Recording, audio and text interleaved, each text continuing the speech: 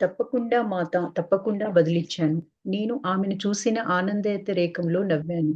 తరువాత ఆమె రూపం అదృశ్యమైంది. ఆ కాంతి కూడా మాయమైంది. నా కళ్ళు మెల్లగా తెరుచుకున్నాయి. నేను బాహ్య ప్రపంచంలోకి వచ్చి పడ్డాను.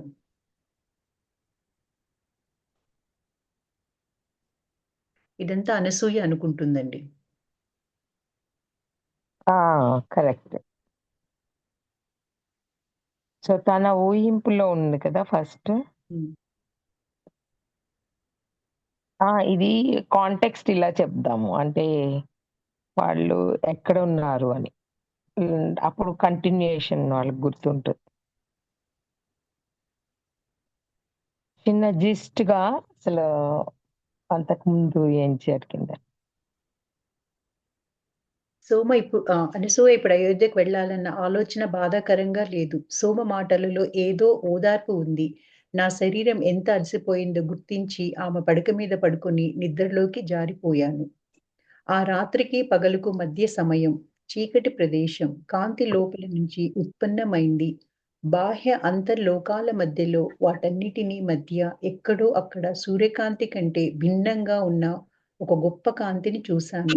నా మనస్సులో మాత శ్రీరాముడు శరీరాలు వదిలేటప్పుడు వచ్చిన కాంతి అని సోమ చెప్పింది. ఇదే నన్న ఆలోచన మెదిలింది. కానీ అది విచ్ఛిన్నమవటానికి బదులు రూపులు దాల్చటం కనిపించింది. ఆ కాంతి శ్రీరాముని శరీరంలా రూపొందింది. ఆ రూపం నుంచి గొప్ప ప్రేమ ప్రసరించింది. ఆ రూపం నుంచి సీతామాత శరీరం పైకి వచ్చింది. ఆమె ఆ కాంతి నుండి బయటకు వచ్చి ఎంతో ప్రేమతో చూసి, ఈ విధంగా అంది. జరిగిపోయిన దానిని మర్చిపో. నీకు నూతన జీవనం మొదలైంది. ఇక జన్మించవలసిన ప్రపంచాన్ని సృష్టించడంలో మాకు సహాయం చేస్తావా అని అడిగింది. ఆవిడ తను నువ్వు మీ అంటే ఎంకరేజింగ్‌గా ఉండాలని చెప్పి తనకి ఓదార్స్తూ చెప్తోంది ఇట్లా సోమ. తన కూతురే కదా అనసూయ. సో, తనకి ధైర్యం చెప్పడం అన్నమాట. మీరు ఇంకెక్కువ దాని గురించి ఇది చేయకు. నువ్వు కొంచెం భయంతో ఉంది కదా! ఆ పర్టిక్యులర్ పరిస్థితిని ఆలోచించుకుంటూ. దాన్ని అట్లా పెట్టుకో. అలా కాకుండా ధైర్యంగా దాన్ని చేసుకో. ఆలోచనా విధిలో. ప్రేమలో ఈ ప్రపంచాన్ని మేల్కోవడానికి ప్రతి క్షణం నీకు సహకరిస్తుంది యూనివర్స్ కూడా. సో, నువ్వు అది గుర్తుపెట్టుకో అని చెప్పి. అంటే నేచర్‌తో మనం ఉన్నప్పుడు ఒక రకమైన ధైర్యం కూడా ఉంటుంది. దాన్ని మనం తేరిపారా చూస్తే ఒక సహకరిస్తున్నట్టుగా. సో, అది దానికి ఇండికేషన్ చెప్తోందనమాట. మీరు చెప్పండమ్మా. అగే. తప్పకుండా మాత, తప్పకుండా బదులిచ్చాను. నేను ఆమెను చూసిన ఆనందరేకంలో నవ్వాను. తరువాత ఆమె రూపం అదృశ్యమైంది. సీతామాత రూపం అదృశ్యమైంది. ఆ కాంతి కూడా మాయమైంది. నా కళ్ళు మెల్లగా తెరుచుకున్నాయి. నేను బాహ్య ప్రపంచంలోకి వచ్చి పడ్డాను. సోమ నా పక్కన కూర్చొని నన్ను పరిశీలనగా చూస్తూ ఉంది. మాలో ఎవ్వరము కొంచెం సేపు మాట్లాడలేదు. ఆమె అడగలేదు. కానీ అది ఆమెకు తెలుసునని నేను అనుకున్నాను. ఎట్టికేలకు ఆమె శాంతంగా, ఆమె వెళ్ళిపోయిందని ఎన్నడూ అనుకోకు. ఆమె ఇప్పుడు ఇక్కడే ఉంది. తాను రూపొందించిన ప్రేమలో ఈ ప్రపంచాన్ని మేల్కొల్పటానికి ప్రతి క్షణం తోడ్పడుతూ ఉంది. ఆమెకు భౌతిక పరిమితులు లేవు. కనుక ఇప్పుడు మరింత చురుకుగా పనిచేస్తుందని చెప్పింది సోమ అనసూయతో. సో, ఎప్పుడు ఏదన్నా నాకేమనిపిస్తుందంటే ఇక్కడ సీతామాత అలా అసలు పుట్టడమే ఆ నేచర్‌తో సహకరించి పుట్టింది. ఆ పర్టిక్యులర్ దాన్ని చాలా క్లియర్‌గా ఇక్కడ అనిపిస్తూ ఉంటుంది ఎప్పటికప్పుడు. ఆ ప్రకృతితో ఇదవుతూ అందుకే అంత అనుసంధానమయ్యి దాంట్లో నుంచి తనొక ధైర్యం తెచ్చుకొని, ఆ మెడిటేషన్ చేస్తూ, ఆ ధ్యానం ఇదిలో ఆళ్ళకి క్యూర్ చేస్తాం కూడా చేస్తూ ఉంటుంది గదా! సో, దాన్ని రిలేటెడ్‌గా సోమ కూడా చెప్తోంది. ఆ తల్లి నుంచి నువ్వు ఆ శక్తిని తెచ్చుకొని ముందుకు సాగు అని చెప్పడం నాకర్థమైంది. సో, నేను నోటమాట రానట్లుగా ఓకే. వెళ్ళాం. తదేకంగా సోమ వైపు చూశాను. నేను ఆమెను చూశాను. అంతకంటే అద్భుతం ఇంకేమీ ఉండదు. సోమ కొనసాగిస్తూ, "మీ అమ్మ తొందరలోనే ఇక్కడికి వస్తుంది. నేను నీకు కొంత ఆహారం తయారు చేస్తాను." నేను పక్క మీద నుంచి కొంచెం కూడా కదలకుండా తల ఊపాను. నా మనసు ఇంకా నేను చూసిన దృశ్యం చుట్టూనే తిరుగుతూ ఉంది. కొంచెం సేపటి తరువాత నేను లేవగా సోమ మరుగు ప్రదేశం చూపించింది. తరువాత ఆహారం పెట్టింది. నేను తిన్న తర్వాత ఆమె, "గత రాత్రి నీకు అవసరమైన దానిని నువ్వు స్వీకరించావు" అంది. నేను తల ఊపాను. "ఇప్పుడు నువ్వు వెళ్ళడానికి సిద్ధమేనా?" అడిగింది. "అవును సోమ, నేను వెళతానంది" అనసూయ. సో, ఆ పర్టిక్యులర్ సిట్యుయేషన్‌లో కన్విన్స్ అయ్యి అప్పటి వరకు తను చాలా చక్కగా చూసుకుని ఆహారమంతా తయారు చేసి, తనకన్న ఆ పర్టిక్యులర్ సేద తీరి కొంచెం ఒక ఇది స్థిమితంగా ఉండే స్థితి రాంగానే ఇంక "నువ్వు ధైర్యంగా వెళ్ళగలవా?" అనంటే, "అవును సుమ. సో, వెళతాను" అన్న ఒక స్థితికొచ్చిందనమాట. సోమ నవ్వి సోమనాథ్ అమ్మా! నన్ను ఆశీర్వదిస్తున్నట్లు తన చెయ్యి నా తలపై ఉంచింది. నేను ఆమె ముందు ప్రణమిల్లాను. గాఢ కృతజ్ఞతతో నోట మాట రాక.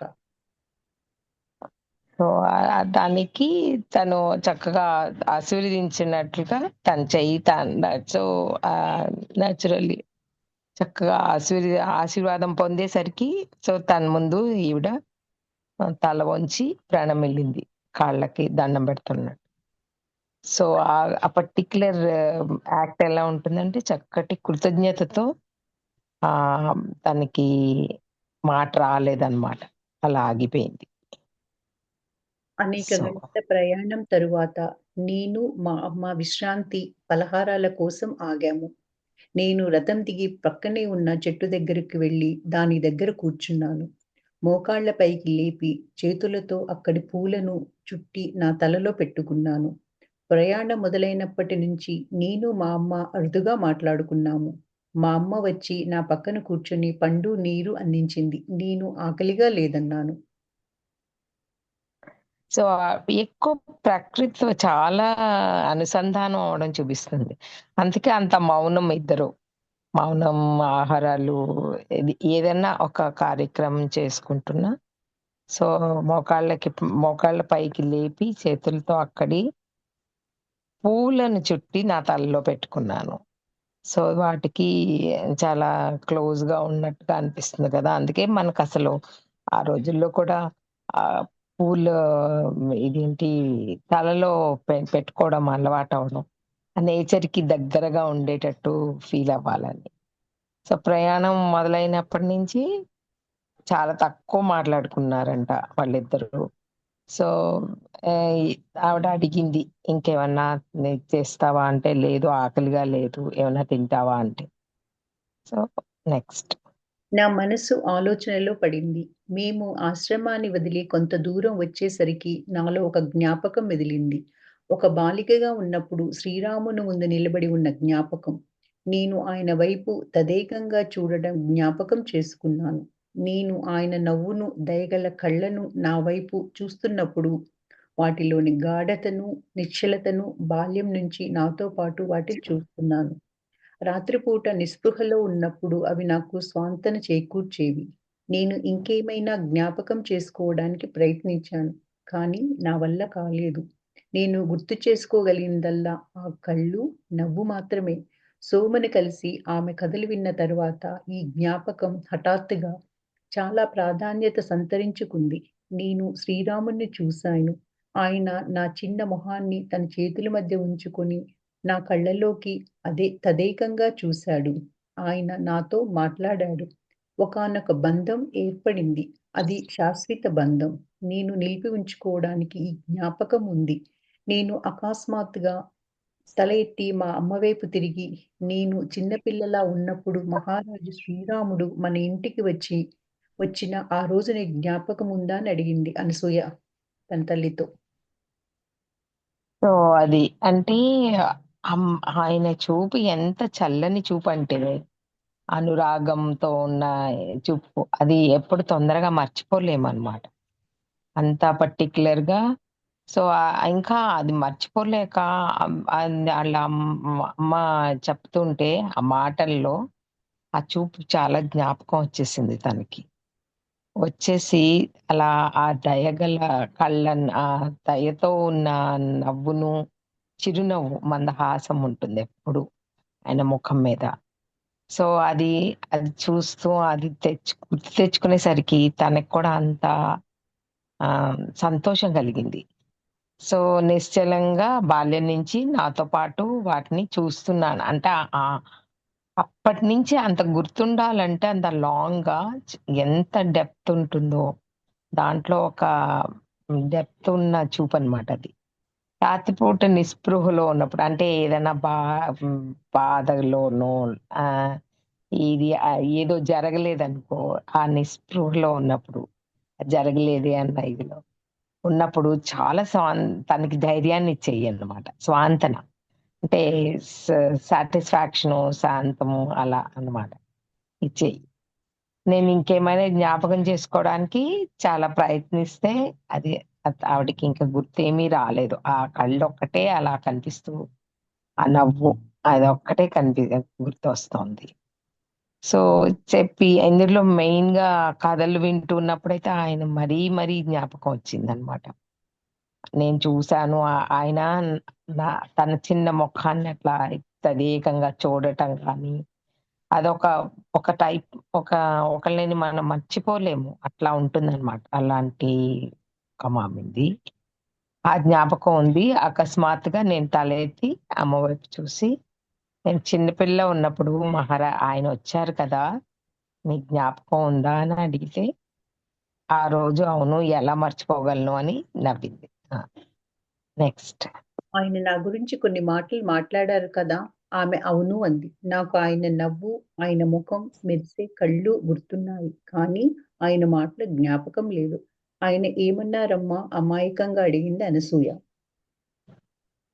అయితే ఎప్పుడైనా ఒక మనిషి డెప్త్ ఉంటే బాగా అంటే సహజంగా ఒక మనిషిని బాగా నచ్చారనుకోండి. ఆ ముఖ కవళికలు కానీ, నవ్వు కానీ ఏదన్నా చూసినప్పుడు మౌనంగా ఉండిపోవడం అదొక్కటే అంత బాగా డెప్త్‌లో గుర్తున్నప్పుడు ఇంక ఏం మాట్లాడుంటారు? ఏమీ గుర్తుండవు.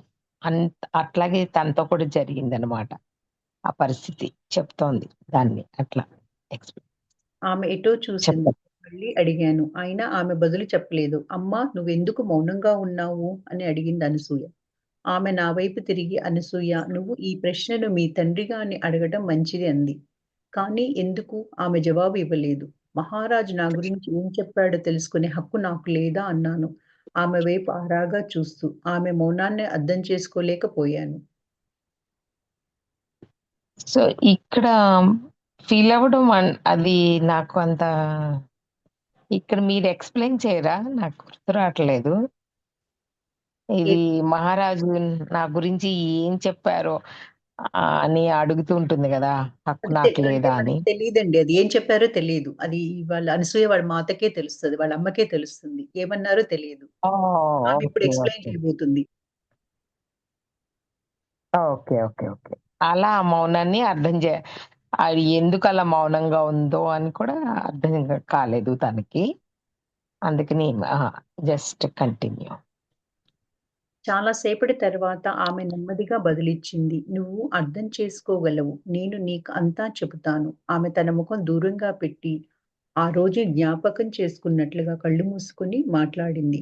"మహారాజు మీ తండ్రి గారితో ఏదో పరిపాలన వ్యవహారం చర్చిస్తుండగా నేను తలుపు వద్ద నిలబడ్డాను. ఆయన మన ఇంటికి రావటం అదే మొదటిసారి. అది అరుదైన గౌరవం. ప్రజల ఇళ్ళకి వెళ్లి వారి కష్ట సుఖాలను స్వయంగా వినటం ఆయనకు అలవాటు. కానీ మహారాజుకు వయస్సు మీరడం వలన ఆ విధమైన సందర్శనలు తరచూ జరగడం లేదు. నేను మహారాజు దగ్గరకు వెళ్ళడాన్ని నిరోధించలేకపోయాను. ఆయన పట్ల మాకు ఎంతో ప్రేమ, ఆరాధన ఉంది. దాంతో నేను మీ నాన్న ఏమంటారోననే భయం వదిలి తలుపు వద్ద నిలబడ్డాను. నువ్వు కుతూహలంగా నా కాలు మీద నిలబడి, నా చీరలో సగం ముఖం దాచుకొని గదిలోకి తొంగి చూస్తున్నావు.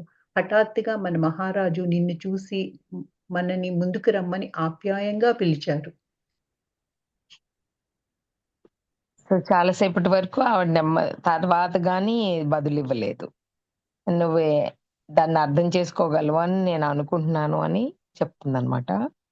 ముఖం దూరంగా పెట్టి జ్ఞాపకం చేసుకుంటున్నట్ల కళ్ళు మూసుకొని మాట్లాడింది. అంటే అవి కళ్ళు తెరిచి ఉంటే మనం వేరే ప్రపంచం చూస్తూ ఉంటాం.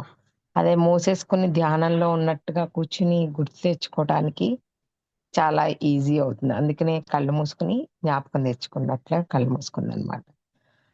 అంటే మహారాజు ఒక ఒక తను ఎప్పుడో ఆయన ప్రజల గురించి, వాళ్ళ గురించి తెలవాలని వాళ్ళ దగ్గరగా ఉంటే ఆళ్ళని అర్థం చేసుకోగలుగుతాము. వాళ్ళకి, మనకి ఆ దూరం ఉండకూడదు అని చెప్పి ఆయన అప్పుడప్పుడు అట్లా ప్రజల మధ్యలోకొచ్చి వాళ్ళ దగ్గరగా ఎళ్లి ఉండటం అలవాటు చేసుకున్నారు. ఆయనకి అలవాటనమాట. సో, ఆ పర్టిక్యులర్ వేలో ఆయన వచ్చినప్పుడు ఆ మహారాజుకి వయస్సు మీరడం వలన ఆ విధమైన సందర్శన ఎక్కువ జరగడం జరగడం తగ్గిపోయింది. ఎందుకంటే అంత తొందరగా ముందులాగా చేయలేకపోతున్నారు.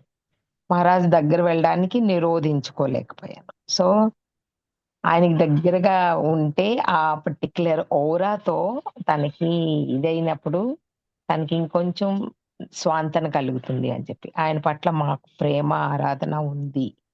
చూడండి ఏదన్నా ఒకటి ఇవన్నీ ఫీలింగ్స్ తొందరగా ఔరాతోనే మనకి ఇంటరాక్ట్ అయ్యి తెలుస్తుంది.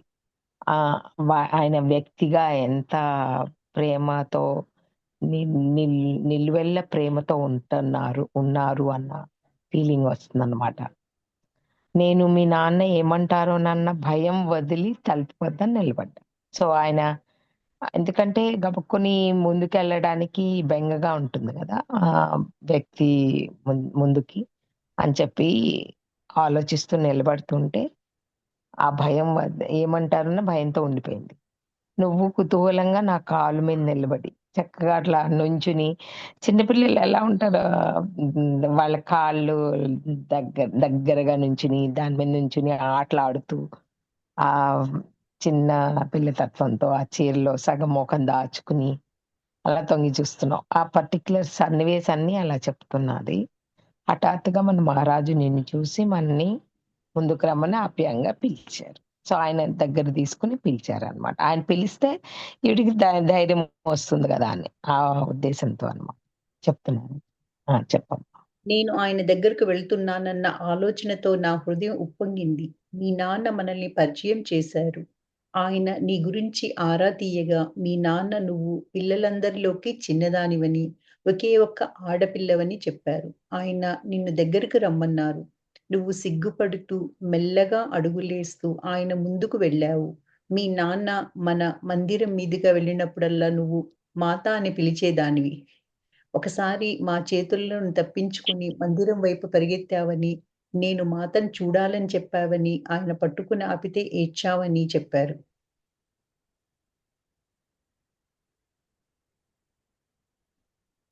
సో, ఆ పాప చిన్న పిల్లలకి అలాగే ఉంటుంది గదా! వెళ్ళాలని ఒక భయం ఉంటుంది. కానీ వాళ్ళంటే ఇష్టం ఉండేసరికి ఆహ్, వెళ్ళి పలకరించి వాళ్ళ దగ్గర కూర్చోవాలి, వాళ్ళ ఒళ్ళో కూర్చోవాలి అలా ఫీలింగ్ ఉంటుందనమాట. సో, అందరి పిల్లల్లాగానే తను కూడా అట్లాగే ప్రవర్తించి సో, పిలిస్తే బావుండు అనుకున్న ఫీలింగ్‌లో ఉంటారనమాట. అందుట్లో పిల్లలందరిలో తనేమో చిన్నదనమాట. చిన్నదయ్యేసరికి ఇంకొంచెం హ్మ్, వెంకు అన్నీ ఉంటాయి. అట్ ద సేమ్ టైమ్ దగ్గరికెళ్ళి నించుందనమాట. హఠాత్తుగా తప్పిచ్చేసుకొని ఆ మందిరం వైపు పరిగెత్తి ఆ మాతను చూడాలని ఎంత ఆతృతగా ఎళ్లి ఆయన పట్టుకొని ఆపుతున్నారనుకో, ఎవరైనా ఆపితే పిల్లలు అంతే కదా! ఏడుస్తారు. ఎందుకంటే తను వెళ్ళాలన్న ఆతురతలో ఉన్నప్పుడు నన్ను ఆపేస్తున్నారన్న ఇదిలో ఏడ్చేస్తాం మొదలుపెడతారనమాట. సో, అప్పుడు శ్రీరాముడేమో నవ్వి చక్కగా ఆ మొహాన్ని చేతిలో తీసుకొని, ఆ కళ్ళ లోతుల్లోకి చూస్తాం గుర్తుంది తనకి బాగా. ఆ నవ్వు విస్తరించటం, ఆయన నవ్వు చూడండి ఎంత విశాలంగా అంత ముఖంలో చక్కగా ఆ మందహాసంతో చూస్తుంటే చాలా ఒక రకమైన ఆనందాన్నిస్తుంది. ఆ నిదానంగా తనలో తాను అనుకున్నట్లుగా ఆమె సీతతో మిథిల నుంచి అయోధ్యకు వచ్చిన పరిచారకుల్లో ఒకరు అని. ఇది నెక్స్ట్ కదా. అది అక్కడ వరకు చెప్పమ్మా. ఆ- ఆమె సీతతో మిథిల నుంచి అయోధ్యకు వచ్చిన పరిచారకుల్లో ఒకరు. ఆమె మేము వనవాసం నుంచి తిరిగి వచ్చేసరికి జీవించలేదు అని కొంతసేపు మౌనంగా ఉన్నారు. తరువాత సున్నిత స్వరంతో ఆమె సీతను ఎంతో ప్రేమించేదన్నారు. ఇంకా మీ తండ్రి వైపు తిరిగి ఈ విధంగా చెప్పారు. ఆమెను నువ్వు ఇప్పుడు బాలికల కోసం ఏర్పాటు చేసిన గురుకులానికి పంపు. సీత అది ఎంతగానో కోరుకుంది. మళ్ళీ నీ వైపు తిరిగి నేను నీకు ఆశీస్సులు ఇస్తాను బిడ్డ అంటూ తన చెయ్యి నీ తలపైన ఉంచి కళ్ళు మూసుకొని ఆయన నీ భవిష్యత్తు జన్మలన్నింటిలోనూ నీకు నువ్వు ఎవరో ఎక్కడి నుంచి వచ్చావో గుర్తు చేసే వాళ్ళు ఒకరు ఉంటారని చెప్పారు. ఆ రోజు జరిగింది ఇదే అనింది వాళ్ళ మా తల్లి అనసూయత. సో చెప్పిందనమాట, గుర్తు తెప్పించి ఆ బాలికల్లో అంతా ఎప్పుడు ఏర్పాటు చేసిన గురుకులానికి పంపు. అక్కడికెళ్తే గురుకులంలో ఏంటంటే వాళ్ళు అన్నీ మర్చిపోయి, అప్పుడు రోజుల్లో అది చాలా పర్టిక్యులర్‌గా ఉండేది. ఆ పెంపకము, మన మనం దీనికి సంబంధించిన వాళ్ళము అనేది మర్చిపోయి, అన్నీ మర్చిపోయి చాలా చక్కగా నేర్చుకోవడానికి వీలవుతుందని గురుకులాల్లో పంపించటం ఉండేది. సో, అలా సీతామాత కూడా చెప్పింది. సో, పంపించు, వెళితే మంచిది ఈ పాప అని చెప్పి. సో, ఇస్ అందుకనే దానికి ఆశీస్సులు కూడా ఇచ్చి, కళ్ళు మూసుకొని, "నీ భవిష్యత్తు జన్మలో నీకన్నీ గుర్తు తెప్పిస్తారు. నీకు గుర్తొస్తుంది అయన్నీ" అని చెప్పి, ఆ రోజు ఇదే అని చెప్తారు. ఆ రోజు జరిగింది ఇదే. ఇంతకంటే ఏం జరగలేదు అని చెప్తా. మరి ఇంతకు ముందు ఇది నాకెందుకు చెప్పలేదు? ఉద్విగ్నతతో అడిగాను. ముందే తెలిసి ఉంటే సోమని ఇంకొన్ని ప్రశ్నలు అడిగేదానివనుకుంటూ. నువ్వు ఒక సేవకురాలివని నీకు తెలియడం మీ తండ్రి గారికి ఇష్టం లేదు. నిన్ను నువ్వు ఆ విధంగా భావించటం ఆయనకిష్టం లేదు. ఆయన నీలో ఇప్పటికీ ఆ లక్షణాలు ఉండడం చూశారు. సో, అంటే ఆ పరిస్థితిలో ఆ దుర్దగా అంటే ఉద్విగ్నంతో అడిగింది. అయ్యో! మరి నాకెందుకు ఇయన్నీ ముందు చెప్పలేదు? అప్పుడు నేనింకా వేరేగా ఉండేదాన్ని. వేరే ఆలోచనలతో వేరే పద్ధతిలో ఉండేదాన్ని కదా అని. ఇంకొన్ని ప్రశ్నలు అడగడానికి ప్రయత్నిస్తుంది. కానీ నువ్వు ఒక సేవకురాలివి అన్నది నీకు తెలవడం ఇంపార్టెంట్ కాదు అని, ఆయనకసలు ఇష్టం లేదు అని చెప్పి, ఆళ్ళ తండ్రికి ఇష్టం లేదు కాబట్టే ఆ విషయం రానీయలేదు మేము అని తల్లి చెప్పడం మొదలుపెట్టింది. మహారాణి, మహారాజులకు సేవ చేయడం కన్నా గౌరవము, పవిత్రము అయినది వేరేదైనా ఉంటుందా? నేను అపనమ్మకంగా అడిగాను. మన మహారాణి ఒకప్పటి నా మాత అని తెలుసుకోవడం కంటే ఆనందించదగిన విషయం ఏదీ లేదు. నాకు సోమ వలనే. ఇది నాకు తెలిసిన వెంటనే నేను సోమను నా గతం గురించి చాలా ప్రశ్నలు అడిగి ఉండేదాన్ని. నా స్వరం తేలిపోయింది. నేను ఒక సేవకురాలినన్న విషయం నా ఆలోచనలో సదా మెదిలేది అని నేను గుర్తించాను. చిన్నప్పుడు మా తల్లిదండ్రులు నన్ను సేవించడం ఎంత ఆనందంగా ఉండేదో, ఇంట్లో చిన్న చిన్న పనులు ఎవ్వరికీ కనపడకుండా చేయటాన్ని ఆస్వాదించటం జ్ఞాపకం వచ్చింది. కానీ తనకేమనిపించింది, లేదు మీరలా చెప్పకపోవడం తప్పు. చెప్తే నాకెంత ఇంకా సంతోషంగా ఉండేది కదా! ఆళ్ళకి సేవ చేయడం కంటే ఇంకేంటుంటుంది, నాకు చాలా సంతోషమైనది. ఆవిడ ఒకప్పుడు నా తల్లి అని చెప్పి ఇంకా సంతోషం కదా! నాకు తెలుసు నాకిష్టమైన తల్లి అని చెప్పి. సో, అలా అది జరిగింది ఈ ఇదితో అని చెప్పి, ఆ గతాన్ని ఇది చేస్తూ ప్రశ్నలు అడిగి ఉండేదాన్ని గదా! ఇంకొంచెం లోతుగా ఎళ్లి అన్నీ తెలుసుకునేదాన్ని అని చెప్పి, నేనొక సేవకురాలన్న విషయం నా ఆలోచనలో సదా మెదిలి, ఇంకా అనేది చాలా గుర్తించాను. తనకి చాలా ఆహ్, చాలా ఇంపార్టెంట్‌గా అని గుర్తొచ్చింది. చిన్నప్పుడు మా తల్లిదండ్రులు సేవించటం ఎంత ఆనందంగా ఉంటుందో, ఎవరికైనా సంతోషమే కదా! సో, ఆ పర్టిక్యులర్ భావనని వ్యక్తం చేస్తోంది. జ్ఞాపకం తెచ్చుకుంది. చెప్పమ్మా. నా తల్లి తల పట్టుకొని, "ఇప్పుడు మీకు చెప్పిన విషయం నీకు చెప్పడానికి నేను సిగ్గుపడ్డాను. నిజానికి మీ నాన్న ఆ విధంగా భావించేవారు. ఇప్పటికే భావిస్తున్నారు. మనం మళ్ళీ తిరిగి సోము వద్దకు వెళదాం. నేను నీకు మాట ఇస్తున్నాను." సో, అట్లా ధైర్యం చెప్తూ సో సోమవారకెళ్దాం పదండి అని చెప్పి ఇంకా ముందుకు సాగడం జరిగింది. నా తల్లి తల పట్టుకుని. మా అమ్మ మీ నా నాన్న చెప్పమ్మా. మా అమ్మ నా చేతిని తన చేతుల్లోకి తీసుకుంటూ, "మనం ఈ సంభాషణను మీ తండ్రి గారితో చెప్పవద్దు" అంది. సరే అన్నాను. సోమ చివరి మాటలు నాకు జ్ఞాపకం రావటంతో నా మనస్సు ఉరకలు వేస్తుంది. ఆమె నాతో చాలా చెప్పింది. అయితే ఇప్పుడు అవి శ్రీరామునితో నిర్ధారింపబడ్డాయి. నాకు గతం గురించి జ్ఞాపకం లేదు. శ్రీరాముడు మా నాన్న మధ్య సంభాషణ కూడా లేదు. నా ఏకైక జ్ఞాపకం ఆయన కళ్ళు. అది నన్నెప్పటికీ వదలదు. సో, ఆ జ్ఞాపకాన్ని ఎంత ఎంత జాగ్రత్తగా జ్ఞాపకాన్ని ఉంచుకుందంటే తన ఇదిలో, మనం ఈ సంభాషణ మీ తండ్రి గారితో మాత్రం చెప్పొద్దు అంటే సరే అందనమాట అనసూయ. సో, సోమ చివరి మాటలు నాకు ఇంకా జ్ఞాపకం వస్తుంది. మనసులో ఉరుకులు వేస్తుంది అది గుర్తొస్తే మాత్రం.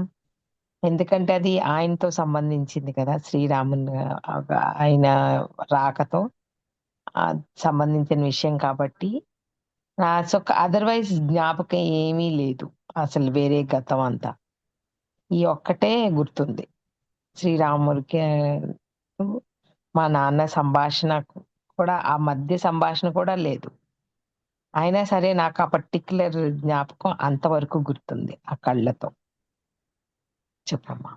నన్ను మహారాజు ఆశీస్సుల నుంచి ఆయన నా గురించి వెల్లడించిన గతం నుంచి దూరంగా ఉంచినందుకు నేను మా నాన్నను ఎన్నటికీ క్షమించను. కానీ మా అమ్మకి ఇచ్చిన మాట కోసం ఆయనతో వాటి గురించి మాట్లాడలేదు. దాంతో మా మధ్య కొంత దూరం ఏర్పడింది.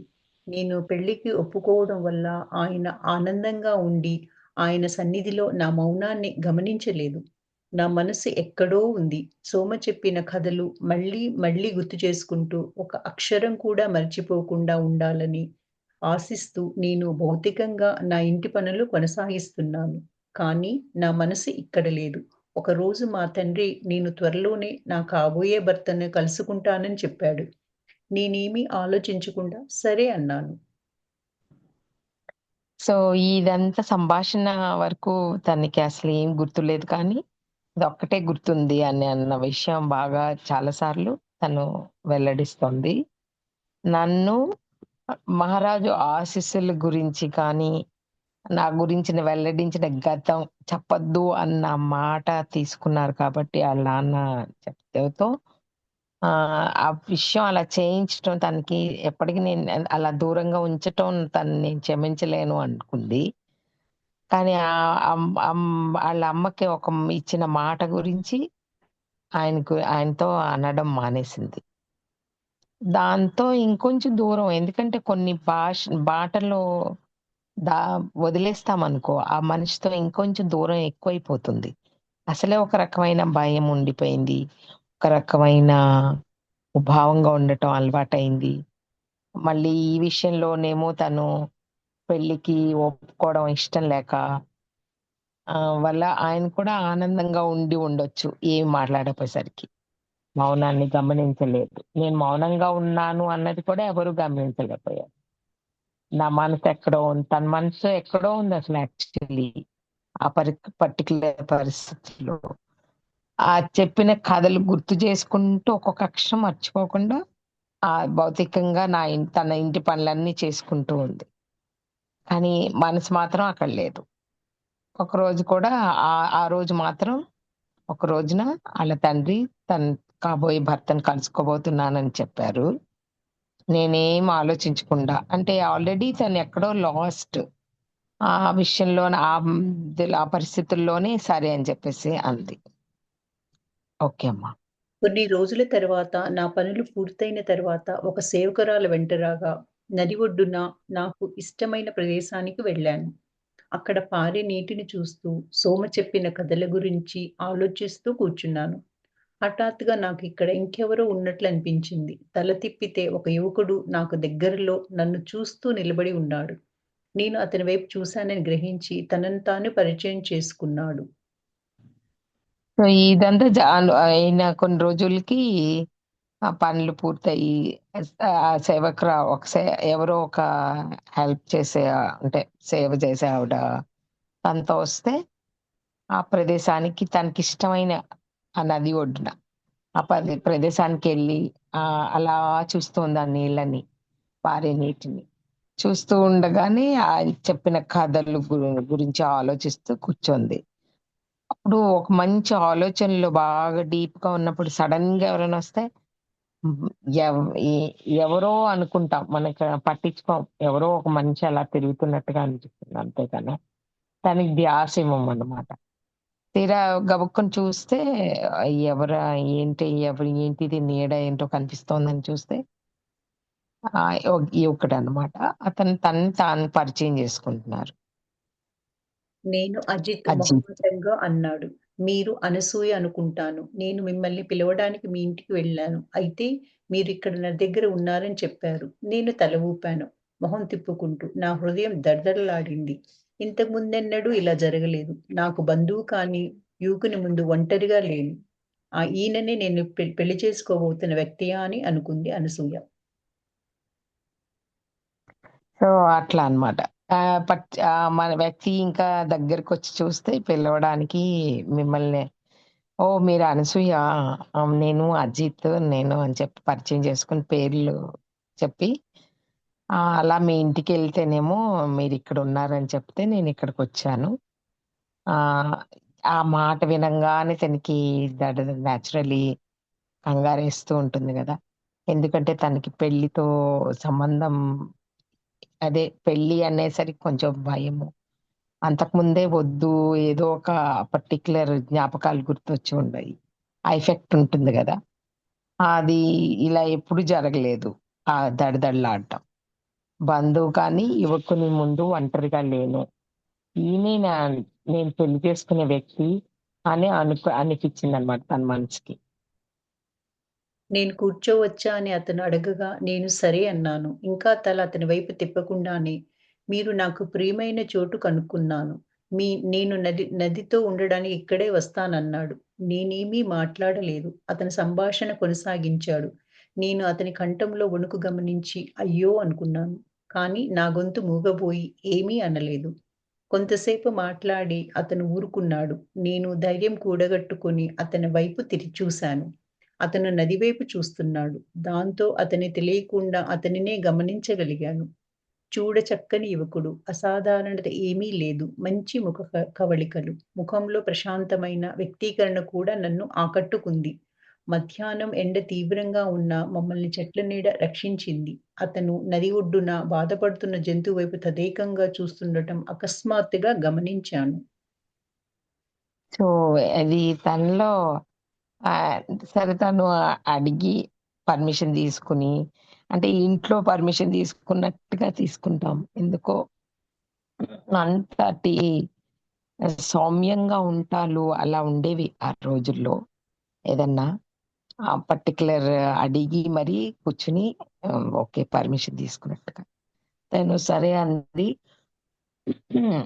అది అతని వైపు తిప్పకుండానే మీరు నాకు ప్రియమైన చోటు కనుక్కున్నారు. నేను ఈ నదికి ఉండటానికి ఇక్కడికి ఎప్పుడైనా తను నది దగ్గరికెళ్ళడం తనకొక అలవాటనమాట. సో, ఇక్కడ ఉండటం చూసి అది గ్రహించుకొని రావడం, నేను నదితో ఉండటానికి ఇక్కడికే వస్తానని తెలుసుకొని అన్నారు. నేను తర్వాత అయినా సరే అలా ఏదో ఒక మాటలు కలపడానికి ట్రై చేస్తూ ఉన్నా కూడా తను ఏమి పలకలేదు. మాట్లాడకుండా కూర్చుంది. ఆయన మాత్రం సంభాషణ కొనసాగించడానికి ప్రయత్నిస్తూ, ఇంకా ముందుకెళ్తూ ఇలా చెప్తున్నారేంటంటే, ఆహ్, అ అతని కంఠంలో వణుకు గమనించి అయ్యో! అనుకున్నాను. కానీ గొంతు మూగబోయి ఏమీ అనలేదు. ఏమి అనలేకపోయింది. కొంతసేపటికి అతను ఊరుకున్నాడు. నేను ధైర్యం కూడగట్టుకొని అతని వైపు చూస్తూ కూర్చుందనమాట. ఆ చూడటం కూడా ఎట్లా అంటే నది వైపు చూస్తున్నాడు. తీరా చూస్తే అతను నది వైపు చూస్తున్నాడు. ఆహా! అదే అప్పుడు ఇంకొంచెం బాగా అతని ముఖ కవళికలు క్లియర్‌గా చూస్తూ మొదలుపెట్టింది. చాలా అందంగా ఉన్నాడు. మంచి వ్యక్తిగా కనిపిచ్చారు. ప్రశాంతంగా అనిపిచ్చింది. సో, ఆ చెట్ల నీడ రక్షించింది. ఆ మధ్యాహ్నం ఎండేమో బాగా ఉంది. అయినా సరే అలా కూర్చొని హ్మ్. ఆ చెట్ల నీడ వల్ల కొంచెం అంత అనిపించలేదు. తీరా చూస్తే తనెక్కడ చూస్తున్నారా అని చూస్తే ఒక జంతువు బాధపడుతూ ఉండటం చూస్తూ అకస్మాత్తుగా గమనించిందనమాట తను. ఆ జంతువుకు దెబ్బ తగిలినట్లుంది. నేను దాని వద్దకు వెళ్ళాలి అతను గొణిగాడు. అతను గాయపడి నడవలేకపోతున్న జంతువు వద్దకు వెళుతుండగా చూస్తున్నాను. అతను తిరిగి వచ్చి దానిని తన ఒడిలోకి తీసుకొని కాలు నిమరసాగాడు. వీడి కాలుని ఏదో పెద్ద పక్షి కొట్టినట్లుంది. కానీ కోలుకుంటాడనుకుంటున్నాను చెప్పాడు శ్రద్ధగా చూస్తూ. తరువాత తన మెడలో ఉన్న వెండి కంటెని తీసి దానిని జంతువు కాలిపై ఉంచి కొంచెం సేపు కళ్ళు మూసుకొని మాత ప్రేమ నిన్ను స్వస్థతపరుస్తుందని గుసగుసగా అన్నాడు. కళ్ళు తెరిచి ఆ జంతువు హాయిగా ఒక్క గెంతు గెంతడం చూసి నవ్వాడు. అది చూసి దానిని వదిలి ఇక నీ దారిన నువ్వు వెళ్ళు అన్నాడు. అది ఎగురుతూ వెళ్తుంటే చూస్తూ ఉన్నాడు. మళ్ళీ ఆ వెండి కంటె తీసి తన మెడలో పెట్టుకున్నాడు. సో అతనికి కూడా అంత సౌమ్యంగా ఉండటము అన్నీ ఉన్నాయన్నమాట భావాలు. ఆ అమ్మ అందుకనే ఆ జంతువు అంత వెలువెల్లాడుతున్నా కూడా అమ్మ గురించి గుర్తు చేసి నిన్ను అమ్మ అయితే ఎంత బాగా చూసుకునేది అని ఆ ఆ మాట అనటంతోటే ఆ జంతువు కూడా చూడండి ఎంత బాగాను.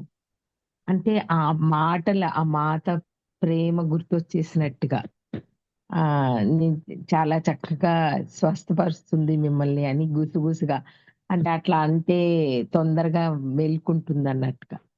అది నిజంగానే అట్లాగే జరిగింది. సో అంత టెలిపతి లాగా అవుతుందన్నమాట.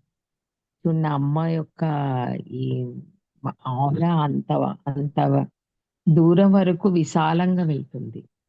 అంత దయాత్మురాలావిడ. అంత మంచి ఇది అని చెప్పి అనిపించింది. సో వెంటనే ఆ వెండి కంటే తీసి తన మెడలో పెట్టుకున్నాడు. ఎందుకంటే అది గబగబా లేచి పరిగెట్టడం, ఎగురుతూ చూసి వెళ్తుంటే చూస్తూ ఉన్నాడన్నమాట. సో మనకి చెప్పండి. గుర్తుందా అండి? సీతామాత ఒకసారి ఆహ్, ఒక ఆ! అకితకి వెండి కండి ఆమెకు ఆరోగ్యం ఇదైనందుకు వెండి కంటే ఇస్తుంది. దానికి ఈ అజిత్‌కి సంబంధం ఏదో ఉన్నట్లుంది. కరెక్ట్. మీరు వేసుకున్న అవును. హారం కంటే ఎక్కడి నుండి వచ్చింది? మొదటిసారి కొంచెం మొహమాటంగా అడిగింది అనసూయ. మా నాయనమ్మ తనను మరణించబోయే ముందు నాకు ఇచ్చింది. దానికి హ్మ్. స్వస్థతా శక్తి ఉందని నా నమ్మకం అన్నాడు అజిత్. సీతమ్మ ఒక ఓహ్! ఇస్తుందండి. తను గుర్తుందా స్టోరీ? ఒక చెప్పండి. నిమిషం ఒక్క నిమిషం. తను కంటె ఇచ్చినప్పుడు చెప్పిందండి. మీ కొడుక్కు ఇవ్వాలి ఇదే అని. ఇవ్వాలని నా ఉద్దేశము అని. మనమడిక ఓహో! మనమడికని చెప్తదనుకో. అప్పుడేదో చెప్తుందండి. ఇచ్చేస్తుంది. సీతమ్మ అప్పుడు కంటే ఇస్తుంది. ఆ! చెప్పి ఇచ్చింది. ఎందుకంటే అది ఆమె చెప్పి అకిత అప్పుడు ఈయన రావణాసురుడి దగ్గర ఉన్నప్పుడండి ఆమె ప్రార్థనలు బాగా చేసేది. ప్రతిరోజు నది వద్దకు అవును. అవును. సో, అదంతా గుర్తు తెచ్చి ఆమె జ్ఞాపకంగా సీతామాత వాళ్ళ ఇంటికి వెళ్లి ఆమెకి బహుమతి ఇస్తుందన్నమాట కంటే. అది ఇచ్చి చెప్పింది. నీ మనవడికి ఇది ఇవ్వాలి అని చెప్పింది. హ్మ్. అది. ఓకే. హుహు. ఆ రోజు చెప్పిందా? ఆ రోజు చెప్పింది. మీ నాయనమ్మకు ఎలా వచ్చింది? ఆయన పట్ల క్రొత్త ఆసక్తితో అడిగాను. ఆ హారం వెనుక పెద్ద కథ ఉంది. అదేమిటో నాకు చెబుతారా? తప్పకుండా మీరు దాన్ని నమ్మకపోవచ్చు. కానీ మహారాణి వనవాసం నుంచి వచ్చిన తర్వాత తానే స్వయంగా ఆమెకిచ్చింది. అది తాను మిథిల వదిలి వచ్చేటప్పుడు తన తల్లి తనకిచ్చిందని చెప్పింది. ఈ మాటలకు నా నోరు తెరుచుకుపోయింది ఆశ్చర్యంతో. అది సీతామాత యొక్క హారమా? మీరు కూడా ఆమెను ఆ! మాత అని పిలుస్తారా? అవును. అతను చిన్నగా నవ్వుతూ, మా నాయనమ్మ కూడా మహారాణిని అలాగే పిలిచేది. ఆమెకు మహారాణిపై ఎంతో ప్రేమ. సో, అది ఆ పర్టిక్యులర్ అందరికీ కొంతమందిని చూడంగానే మా నాకు ఎందుకో గుర్తొస్తుంది మా ఒక బంధువుల్లో ఆయన్ని ఇంత చిన్న పిల్లలు మావయ్య అని పిలిచేవారు. పెద్దవాళ్ళు అలాగే పిలిచేవారు. అందరికీ ఒకే రకమైన ఫీలింగ్‌తో ఉండేవారు. ఒకే భావంతో. వరసకి కాదది. ఆ ప్రేమకి, ఆప్యాయతకి, ఆ పెద్దరికానికి దానికొక విలువ ఇస్తారనమాట. అందుకని అందరికీ తను మాతలాగా కనిపించేది. మన సీతమ్మ. అందుకని ఆవిడ ఆ పర్టిక్యులర్ ఇన్సిడెంట్‌ని అలా చెప్తుంది. సో ఓహో మీరు మాతని పిలుస్తారా అని ఆశ్చర్యంగా అడిగేసరికి అందరూ ఆవిడని అలాగే పిలిచేవారు. ఆ పర్టిక్యులర్ ప్రేమతో నిండిన మాతృమూర్తి ఆవిడ అని చెప్పి చెప్తున్నారనమాట ఆ ఆ క్షణంలో క్షణంలో. చెప్పండి. మహారాణి సీతను మాత అని నేనెందుకు అన్నానో నాకు తెలియదు. నేను అంతకుముందు ఎన్నడూ అలా పిలవలేదు. కానీ ఆ మాట నా నోటి నుంచి జారింది. అప్పటినుంచి నేను ఆమెను గురించి మాట్లాడవలసి వస్తే మాత అని పిలిచాను. సో ఆ భావం అందరికీ తనకు కూడా ఎందుకో లోపల నుంచి అట్లా వచ్చేసింది. సో ఎందుకంటే అప్పుడు మాసే కదా తనకి ఆ ఇదితోనని అంటారా ఇక్కడ ఇది ఉద్దేశం? ఇదండి. అంతకు ముందు కూడా అట్లా మాత అని రావడమా? లేకపోతే అందరికీ మాత అవ్వడంతో తనకి ఆ భావం వచ్చేసింది? ఆ! తనకు తెలియకుండా అది. అనేసిందనమాట. తను అది. ఆశ తనతో గారు అది కాదు కాదు బయటపడింది. ఏంటంటే తను మిథున రాజులను చెప్పండి. అందరినీ సమానంగా చూస్తది కదండి. అవును. సమానంగా చూడటం వల్ల ఆ అందరినీ పరిచారిక. ఆహా! yes. నువ్వు ఇప్పుడు సేవకురాలు అనసూయ అన్నది సడెన్‌గా ఆ కాకుండా డిఫరెన్స్ అదే లేకుండా భావన ఉండదన్నమాట. అందరినీ మంచిగా ఒకలాగే ఉంది. చూస్తది. ఇందాక హారం చూస్తుంది అప్పుడు కదా! కూడా వాళ్ళకి తను వెళ్ళేటప్పుడు మిథున రాజు నుంచి వాళ్ళ అమ్మ ఇచ్చింది అది కరెక్ట్. అది ఇచ్చింది అదే అన్నమాట. హుహు. అదే ఏదో పరిచారికని అంత ఆహారం ఎందుకిస్తారు అన్న ఫీలింగ్ ఉంటుంది గదా! కానీ విడిగా ఇతనికి అయితే అందరిని ఉంటదండి. సమానంగా సీతమ్మకి చూడటం. యాక్చువల్ గా మిథున రాజ్యంలో ఎట్లా చూస్తదో ఇక్కడ అయోధ్యకు హ్మ్. వచ్చినా కూడా వాళ్ళని అట్లానే చూస్తుంది. కాకపోతే వెళ్ళే దారిలో మళ్ళా కనిపిస్తే వాళ్ళకి అట్లా ఇచ్చిందనమాట తనకి. కరెక్ట్. అవును. Yes. ఓకే. అదే అది నేను చెప్పినట్లు అది పెద్ద కథ.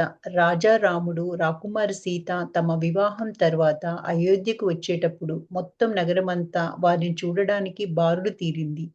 ఆ గుంపులో మా నాయనమ్మ కూడా ఉంది. అయితే మిగిలిన వారు చూసింది వేరు. మా నాయనమ్మ చూసింది వేరు. ఆమె సీత బాహ్య రూపాన్ని చూడలేదు. ఆమెకు గొప్ప దేవత తన నుంచి కాంతులు ప్రసరిస్తున్న దేవతలా కనిపించింది. రాకుమారి సీత నిజ రూపాన్ని ఆమె చూసింది. అందువల్లనే కొంతకాలం తరువాత వారు వనవాసానికి వెళ్ళినప్పుడు ఆమె వారి వనవాసానికి ప్రజలు భావిస్తున్న కారణం కాక వేరే గొప్ప లక్ష్యం ఉందని గుర్తించింది.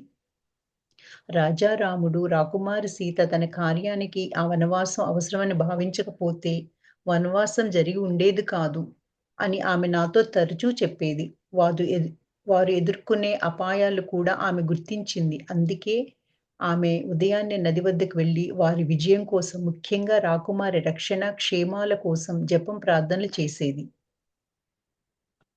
సో, ఆవిడలో ఉన్న ఆ మాతృత్వం కానీ, మన అట్లా ఉన్నప్పుడు కొంతమంది మనిషిని చూడంగానే అట్లా అనిపిస్తుందనమాట. సో, వాళ్ళని డిఫరెన్షియేట్ చేయడము ఆళ్ళకి అలవాటు లేదు. సో, అలా నిజంగా అట్లా ఉండటం అంటే చాలా గొప్ప. సో, ఇక్కడి నుంచి మనం నేర్చుకోవాల్సింది అదనమాట.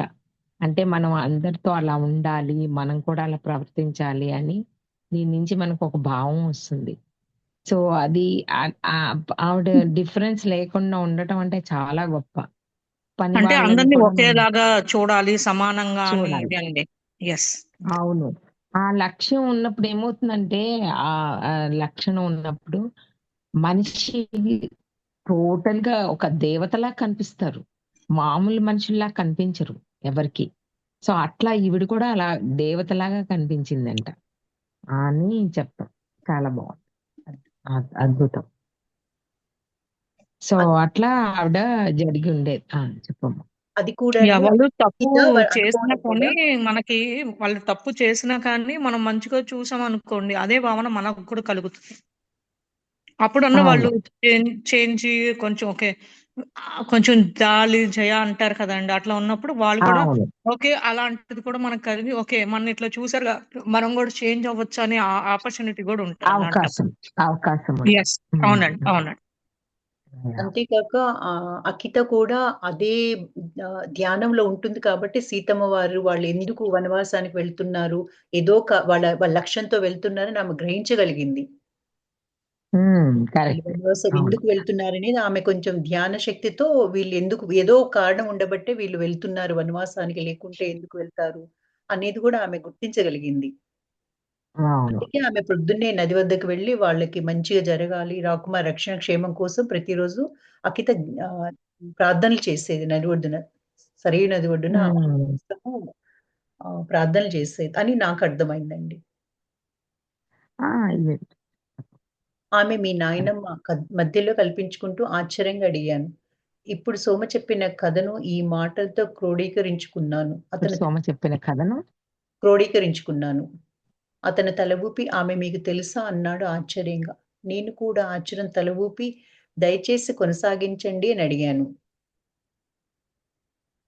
ఆ 14 ఆ! సో సంవత్సరాలు ఆమె ఒక్క ఉదయం కూడా నది వద్దకు రావటం మానలేదు.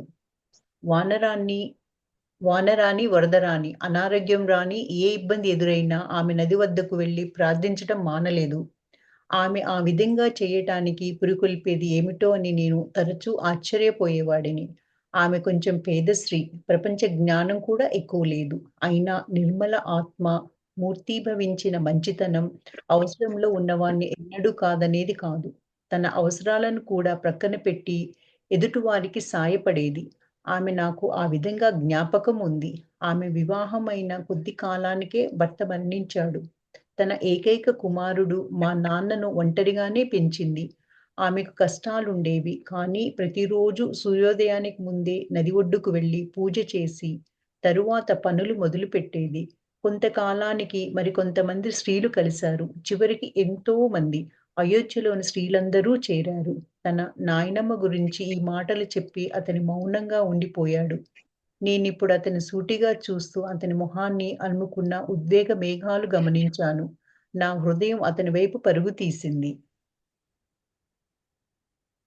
సో, అట్లా తనకి అతనిలో భావాలు చూసి తనకి కూడా ఎంతో గౌరవం కలిగింది.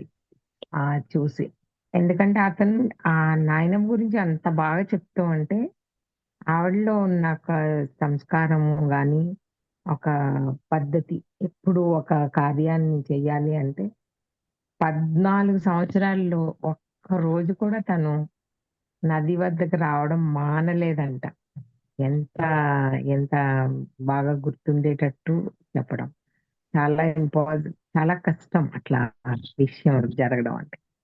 సో, వాన రాని, వరద రాని ఎంత పర్టిక్యులర్ అనారోగ్యంగా ఇది నాకు నాయనమ్మ కూడా గుర్తొస్తారు.